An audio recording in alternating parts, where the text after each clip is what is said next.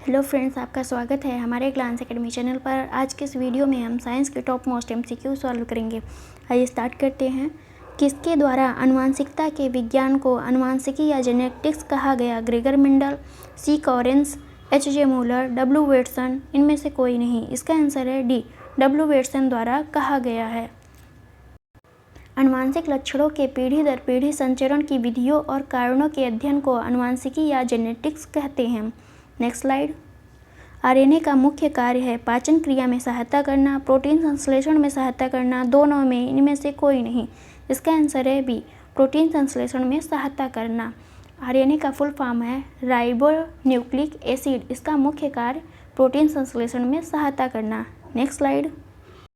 Ribosome का मुख्य कार्य है कोशिका विभाजन का नियंत्रण, कोशिका के कार्यों का नियंत्रण, प्रोटीन संश्लेषण, हार्मोन का सिक्रेशन। इसका आंसर है सी, प्रोटीन संश्लेषण। Next slide. आत्महत्या की थैली किसे कहा जाता है? Golgi body, mitochondria, lysosome. इनमें से कोई नहीं।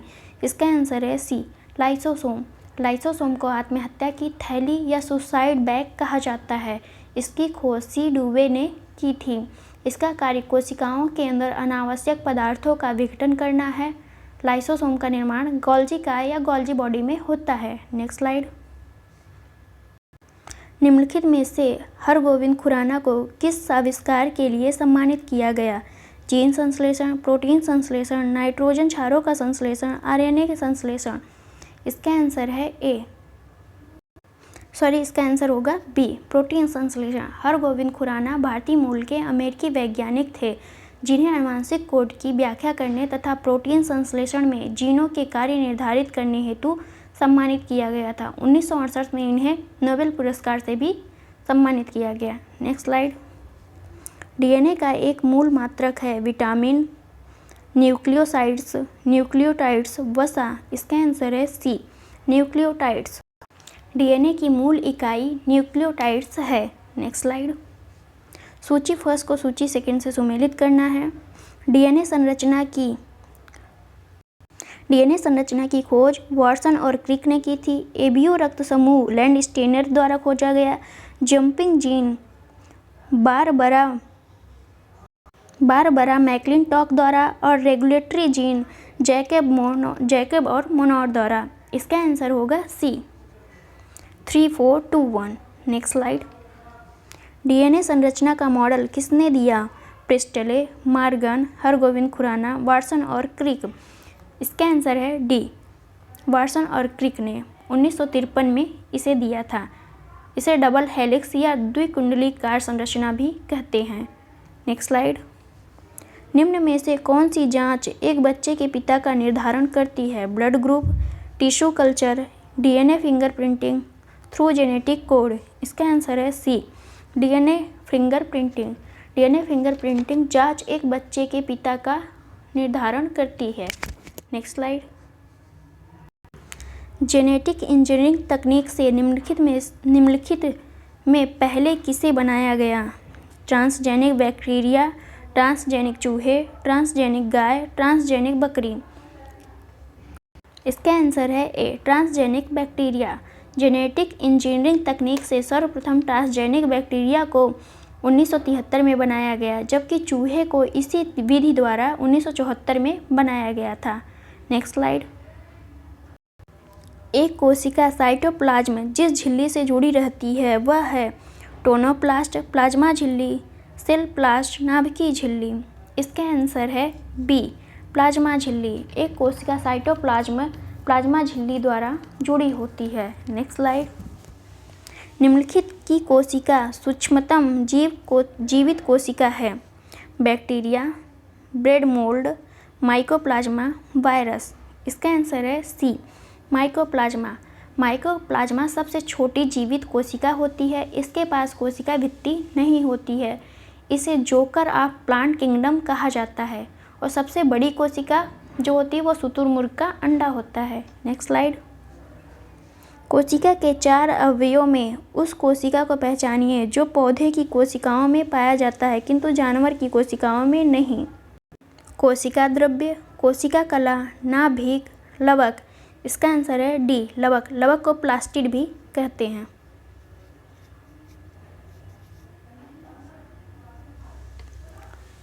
जंतु कोशिका तथा पादप कोशिका में महत्वपूर्ण अंतर यही है कि पादप कोशिका में कोशिका भित्ति पाई जाती है, किंतु जंतु कोशिका में कोशिका भित्ति नहीं पाई जाती है। और हरे पौधे की वनस्पति कोशिका में लवक पाया जाता है और जंतु कोशिका में नहीं पाया जाता है। और प्लास्टिड 3 प्रकार के होते हैं, हरित लवक, अवर्णीय लवक और वर्णीय लवक। Next slide. जब किसी पुष्प का पराग उसी पौधे के परागण प्रकार के वर्तिकाग्र या स्टिग्मा में अंतरित कर दिया जाता है तो उसे कहा जाता है ऑटोगेमी, एलोगेमी, जेनोगेमी, सजात पुष्पी परागण। इसका आंसर है ए, ऑटोगेमी। जब किसी पुष्प का पराग उसी पौधे के परागण प्रकार के वर्तिकाग्र या स्टिग्मा में अंतरित कर दिया जाता है तो उसे ऑटोगेमी या स्वर युग्मन कहा जाता है। Next slide. पौधों में गैसों का विनिमय किसके द्वारा होता है? स्टोमेटा, लेंटिकल्स, क्यूटिकल, ये सभी। इसका आंसर है डी, ये सभी द्वारा किया जाता है। पौधों में गैसों का विनिमय स्टोमेटा, लेंटिकल्स तथा क्यूटिकल तीनों द्वारा होता है। स्टोमेटा पौधों की पत्तियों में पाया जाने वाला अति सूक्ष्म छिद्र होता है। लेंटिकल्स टहनी व शाखाओं में पाया जाता है और क्यूटिक अधिकांश पौधों के बाह्यतम त्वचा में उपस्थित होता है। Next slide. बच्चों का लिंग मुख्य रूप से निर्भर करता है पिता पर, दादा पर, नाना पर, माता पर। इसका आंसर है ए, पिता पर। बच्चों का लिंग मुख्य रूप से पिता के एक्स या वाई क्रोमोसोम पर निर्भर करता है। Next slide. परागण के लिए निम्न में से कौन सा तत्व आवश्यक नहीं है? हवा, आग, पानी, कीट। इसका आंसर है बी, आग। परागण मुख्य रूप से हवा, पानी एवं कीटों द्वारा होता है। आग से परागण नहीं हो सकता। Next slide. आधुनिक आनुवंशिकता का सिद्धांत किसने दिया था? ग्रेगर मेंडल, डार्विन, लैमार्क, इनमें से कोई नहीं। इसका आंसर है ए, ग्रेगर मेंडल द्वारा। आनुवंशिकता का सिद्धांत गेगर जॉन मेंडल ने दिया था। मेंडल को ही आनुवंशिकी का जनक भी कहा जाता है। Next slide. कोशिकाओं में तत्कालीन ऊर्जा उत्पादन के लिए निम्नलिखित में से एक लिया जाता है? Protein, vitamin C, sucrose, glucose. इसका आंसर है डी, ग्लूकोज। कोशिकाओं में तत्कालीन ऊर्जा उत्पादन के लिए ग्लूकोज को लिया जाता है। ग्लूकोज के एक अणु के श्वसन से 36 एटीपी अणु ऊर्जा प्राप्त होती है। Next slide. भारत में फसलों को ऋतु के आधार पर सामान्यतः 2 भागों में बांटा जाता है, रबी और खरीफ की फसल। इन फसलों के संदर्भ में निम्न कथनों पर विचार कीजिए। खरीफ की फसलें ग्रीष्म ऋतु में बोई जाती हैं, रबी की फसलें शीत ऋतु में बोई जाती हैं। उपर्युक्त कथनों में से कौन से सही हैं? इसका आंसर है बी, केवल दूसरा सही है। खरीफ की फसलें वर्षा ऋतु जून से सितंबर में बोई जाती हैं, न कि ग्रीष्म ऋतु में। Next slide. जैविक खाद के संदर्भ में निम्नलिखित कथनों पर विचार कीजिए। इससे मिट्टी की जल धारण क्षमता में वृद्धि होती है। इससे मिट्टी भुरभुरी एवं सरंध हो जाती है। इससे मित्र जीवाणुओं की संख्या में वृद्धि हो जाती है। उपर्युक्त कथनों में से सही कथन है? इसका आंसर है डी, 1, 2 तीनों ही सही कथन हैं। Next slide. कॉड लीवर तेल में विटामिन डी अधिक मात्रा में पाया जाता है। ये कॉड लीवर तेल निम्नलिखित में से किस जीव से प्राप्त किया जाता है? मेढक, मछली, सर्प, इनमें से कोई नहीं। इसका आंसर है बी, मछली से प्राप्त किया जाता है। कॉड लीवर तेल मछली से प्राप्त किया जाता है। इसमें विटामिन ए व डी प्रचुर मात्रा में होता है। Next slide. खरपतवार से सुरक्षा के संबंध में निम्नलिखित कथनों पर विचार कीजिए। खरपतवार हटाने का सर्वोत्तम समय उनके पुष्पण एवं बीज बनने से पहले का होता है। खरपतवारनाशी का छिड़काव का सर्वोत्तम समय खरपतवार के पुष्पण एवं बीज बनने के बाद का होता है। उपर्युक्त में से कौन सा कथन सही नहीं है? इसका आंसर है बी, दूसरा कथन सही नहीं है। खरपतवार को हटाने का सर्वोत्तम समय उनके पुष्पण एवं बीज बनने के पहले होता है, जिसकी वजह से बीज के कारण खरपतवार पुनः उग नहीं पाते हैं। Next slide. निम्नलिखित पर विचार कीजिए। शैवाल, स्पाइरोगाइरा, प्रोटोजोआ, क्लेमाइडोमोनास, कवक, राइजोपस, ब्रेड मोल्ड उपर्युक्त सूक्ष्म जीवों में से कौन से सही सुमेलित हैं? इसका आंसर है सी। इसका आंसर होगा बी, 1 और 3 सुमेलित हैं। प्रोटोजोआ के सामान्य उदाहरण अमीबा और पैरामीशियम हैं। Next slide. दूध से दही बनने की प्रक्रिया में निम्नलिखित में से किस सूक्ष्म जीव की आवश्यकता होती है? जीवाणु, कवक, विषाणु, इनमें से कोई नहीं। इसका आंसर है ए, जीवाणु। दूध से दही बनने की प्रक्रिया में जीवाणु की आवश्यकता होती है। ये जीवाणु होते हैं लैक्टोबैसिलस।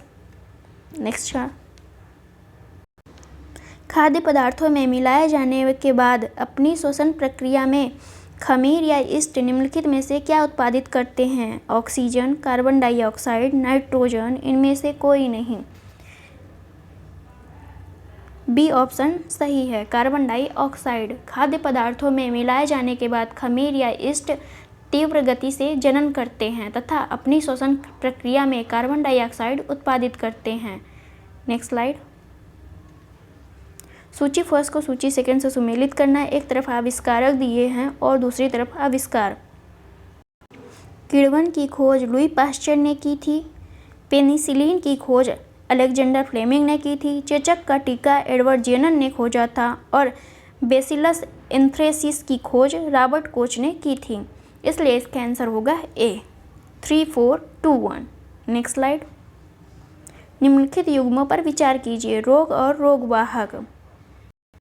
हैजा रोग घरेलू मक्खी, मलेरिया मादा एडीज मच्छर, डेंगू मादा एनाफ्लीज उपर्युक्त में से कौन से सही सुमेलित हैं? इसका आंसर है ए, केवल एक सही सुमेलित है। घरेलू मक्खी हैजा रोग के वाहक का कार्य करती है। मादा एनाफ्लीज मच्छर मलेरिया परजीवी या प्लाज्मोडियम के वाहक का उदाहरण है। मादा एडीज मच्छर डेंगू के विषाणु का वाहक है। Next slide. Thanks for watching friends.